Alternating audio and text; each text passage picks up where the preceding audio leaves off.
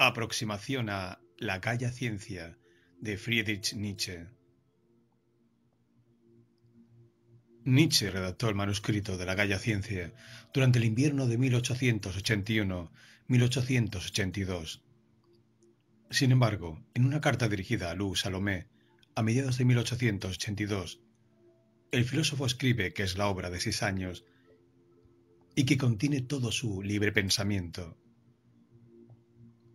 Cuando se lo envió al editor, tuvo sus dudas sobre el escrito, pues recordó que sus amigos esperaban de él un verdadero libro y no un conjunto de notas, diálogos, parábolas sin una conexión aparente.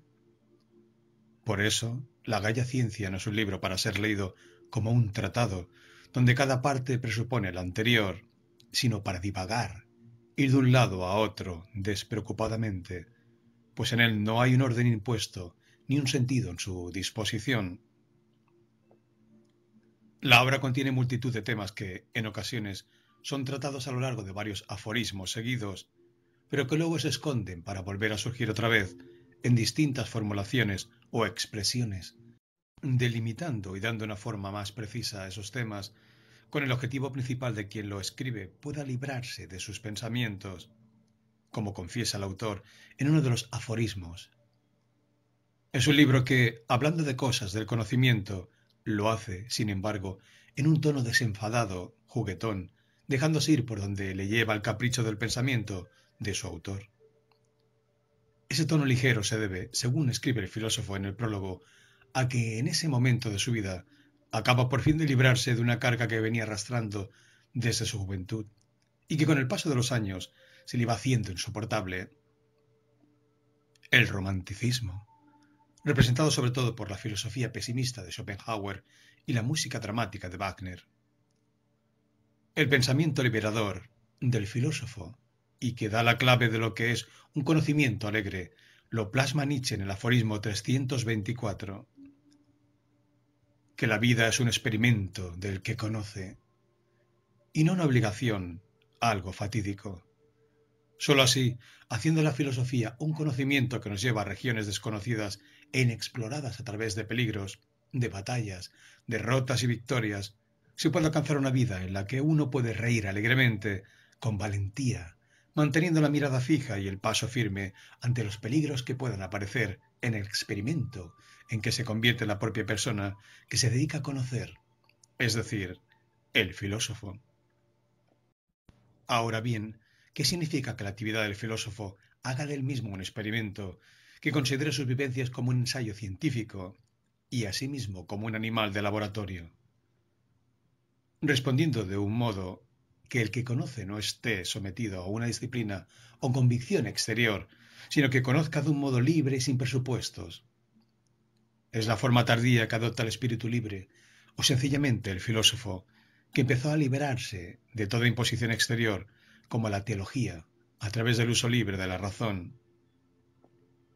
Sin embargo, esa razón o sensatez con que miraban el mundo los primeros espíritus libres en el Renacimiento aparece en esta transformación del pensar libre como la disciplina de la que hay que librarse también para abandonar la tristeza y la oscuridad.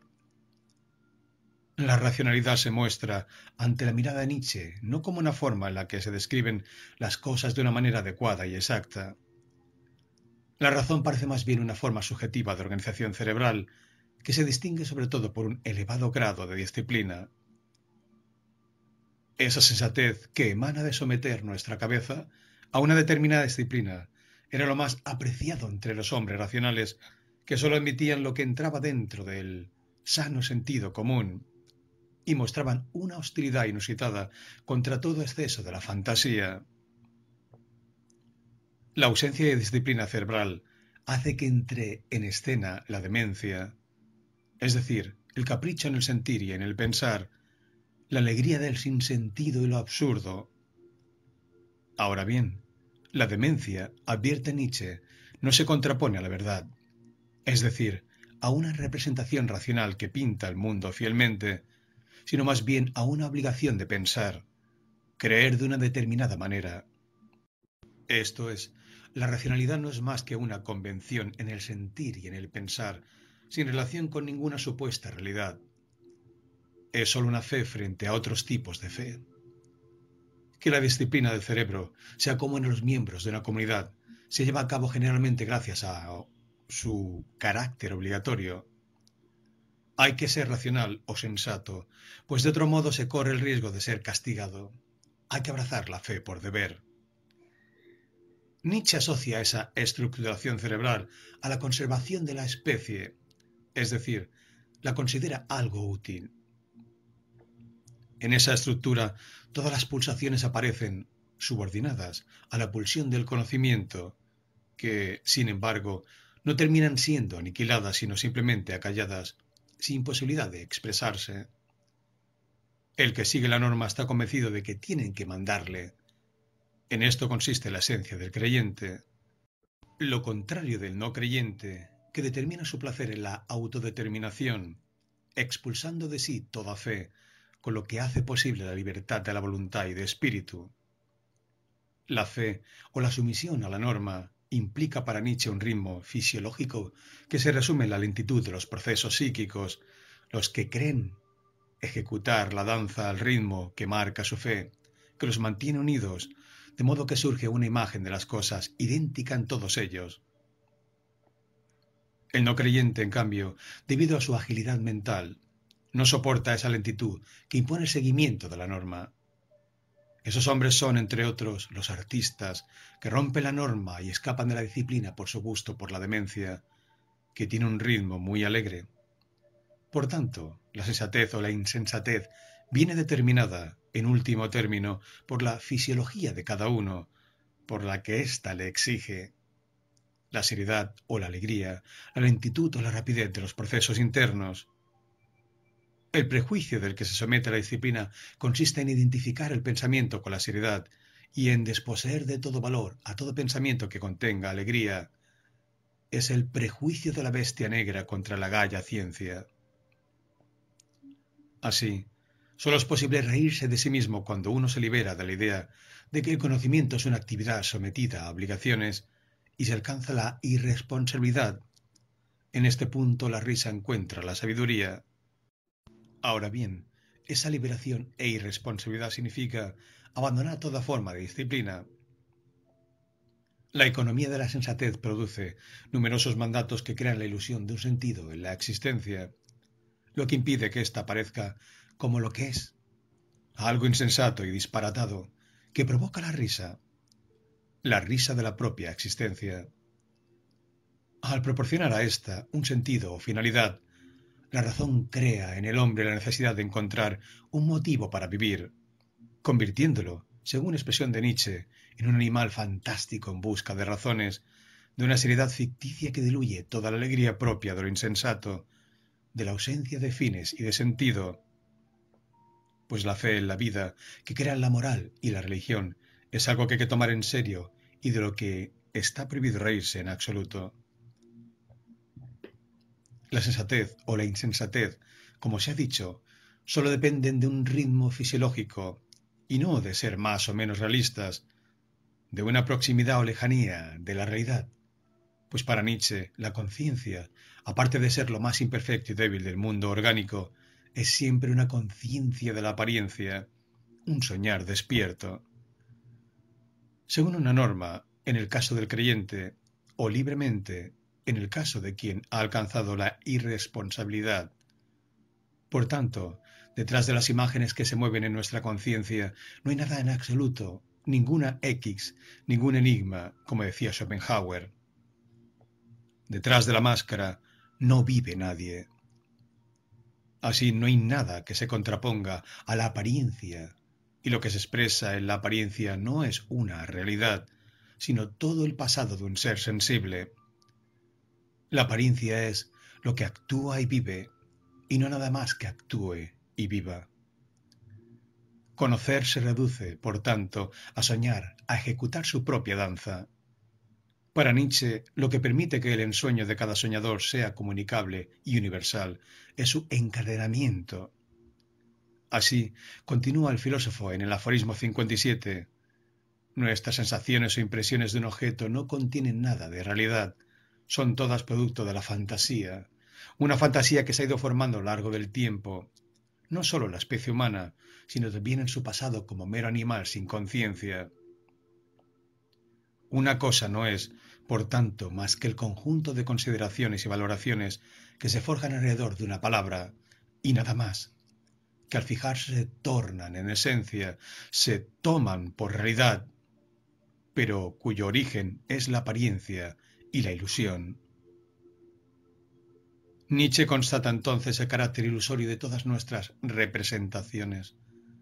Solo reconociendo este fenómeno es posible hacer de la existencia algo soportable. Para ello se hace necesario mostrar también el carácter arbitrario y fantástico de lo que pretende ser verdadero. Para que uno mismo pueda jugar y liberarse de la obligación, hay que estar por encima de la verdad que pretenden imponer el conocimiento y la moral.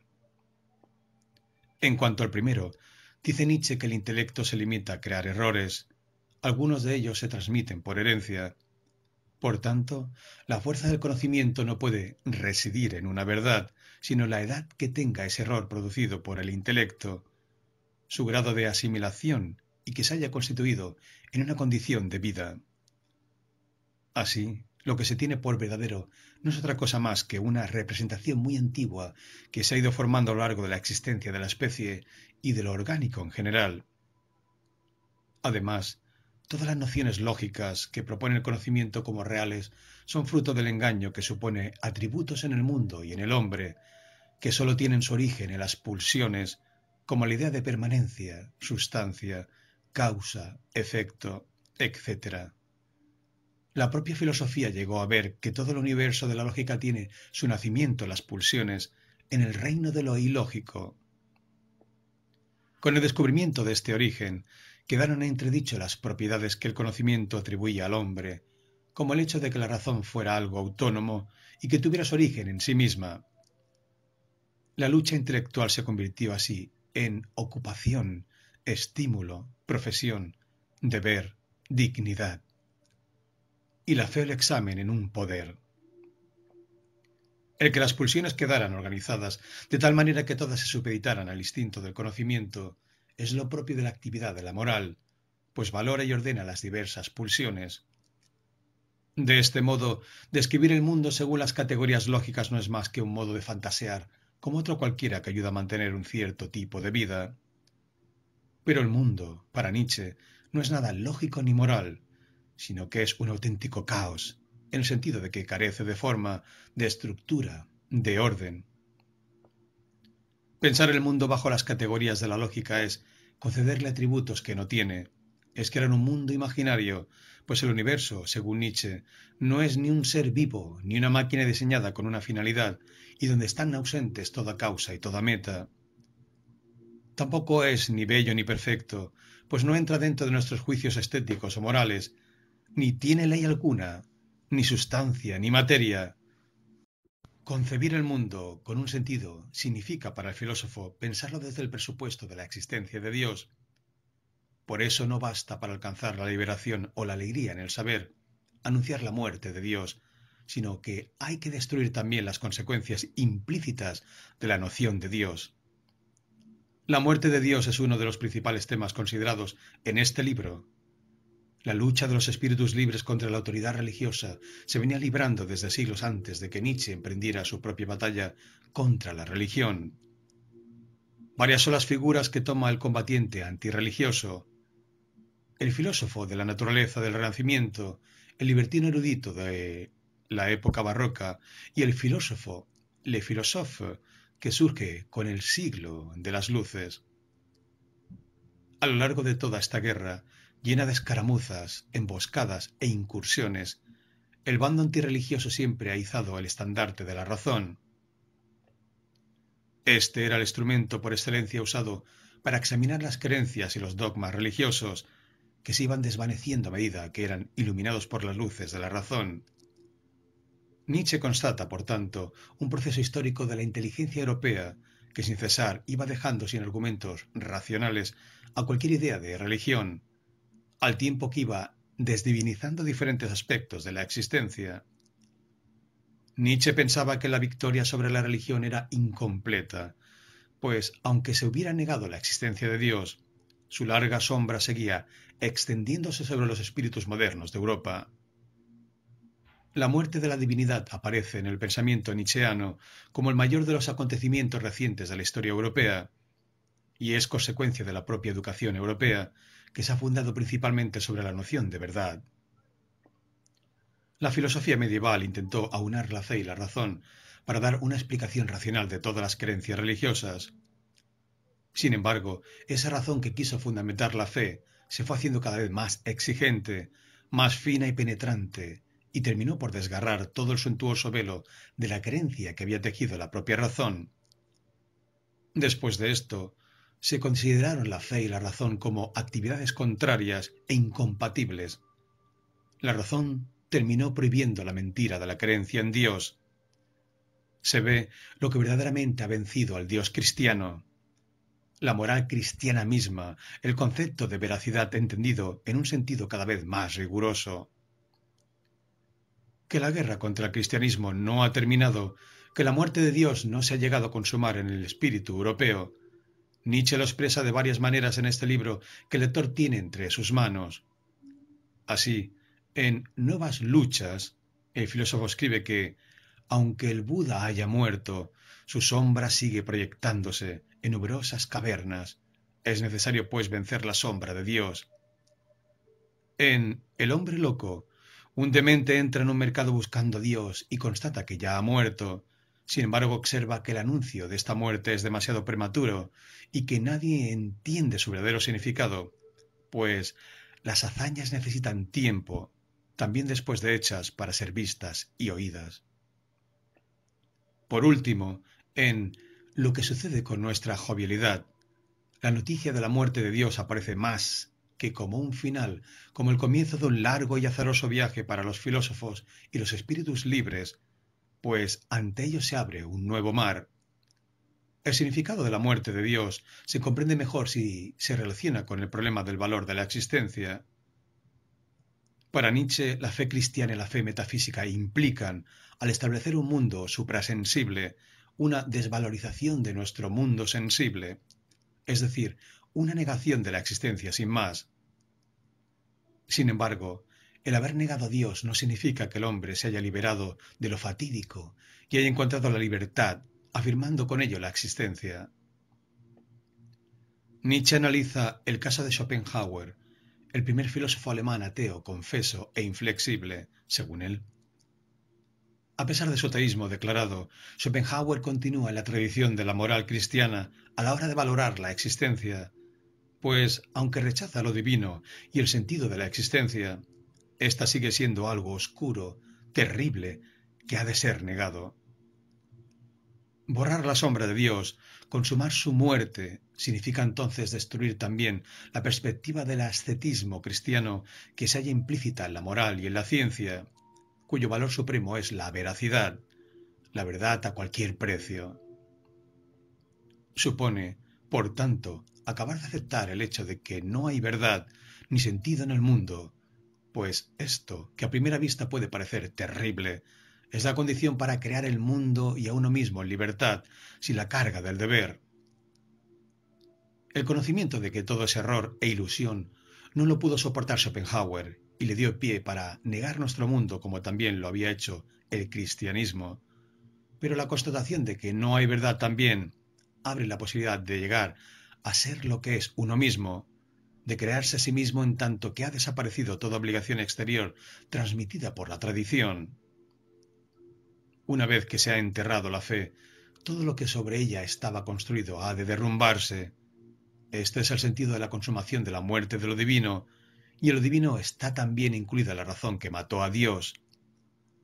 Con Dios, dice Nietzsche, también ha de despedirse la razón, la que nos proporciona los sentidos de la existencia y nos protege de su carácter absurdo. Pero es mejor quedar desprotegidos, lanzarse al mar abierto de los peligros, asumir la falta de sentido, pues aún queda el arte para soportar semejante existencia, que de otro modo habría de ser negada por la sensación angustiosa que provoca el gran vacío dejado por tan eminente difunto. Aquí, en esta etapa del pensamiento de Nietzsche, en que ha dejado atrás el romanticismo de Wagner y el pesimismo de Schopenhauer, vuelve a aparecer la justificación estética de la existencia, desprovista ya de toda esa metafísica de la voluntad única que se redime en la representación. Ahora, la justificación estética de la existencia significa también el que ésta parezca soportable a nuestra mirada con los medios que nos proporciona el arte para hacer de nosotros un fenómeno estético. Pero hemos dejado de ser sueños de una voluntad que se debate en el dolor y en la contradicción. Con el destierro de la razón se han expulsado también todas las nociones lógicas de permanencia y de unidad. Ahora nos hemos convertido en un conjunto de mente de pulsiones que sueña despierto, y si aprovechamos la destrucción de la verdad y del sentido, podemos danzar alegremente sobre las ruinas de los magníficos y esplendorosos edificios que una vez se construyeron sobre la fe en Dios, riéndonos de nosotros mismos, alegrándonos de nuestra insensatez y de nuestra sabiduría. Y, aprovechando la ausencia de toda norma, construirnos a nosotros mismos en la más absoluta libertad, expurgando las estimaciones recibidas y creando nuevas tablas de valores, sin preocupación alguna por su valor moral. Por ello, en la creación de uno mismo se justifica y se hace soportable la existencia. Queremos llegar a ser lo que somos, los nuevos, los únicos, los que no admiten comparación, los que legislan para sí mismos, los que se crean a sí mismos. Y en esto consiste el gran experimento, en llegar a ser lo que se es dejando a un lado toda norma, pues no se sabe lo que se va a llegar a ser, salvo algo único, pues el experimento en cada uno es también único. Se trata del arte de dar estilo al propio carácter, para lo que es necesario tener un solo gusto, pero poderoso y capaz de proporcionar una unidad a todo el desorden de pulsiones que viven en nosotros. Como fenómeno estético, es posible que el hombre afirme de un modo total la existencia, incluido el dolor y las cosas más execrables. En esta línea de la afirmación de la existencia aparecen también otros temas célebres del nietzscheanismo, como el amor fati y, sobre todo, el eterno retorno de lo mismo. El amor fati se resume en un decir sí en toda circunstancia, ni siquiera negar la fealdad. Basta con apartar la mirada. El eterno retorno de lo mismo, una visión que confiere algo de misticismo a su filosofía, es una especie de culminación y engrandecimiento de su afirmación dionisíaca de la vida.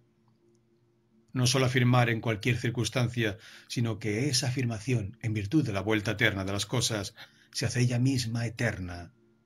La afirmación entra así en la eternidad. Por último, en la Gaia Ciencia aparece, en la escena del drama nietzscheano, uno de los personajes de ficción más célebres de la filosofía, Zaratustra, que anuncia que va a dejar su existencia en medio de las alturas de las montañas solitarias para acercarse a los hombres y enseñarles su sabiduría.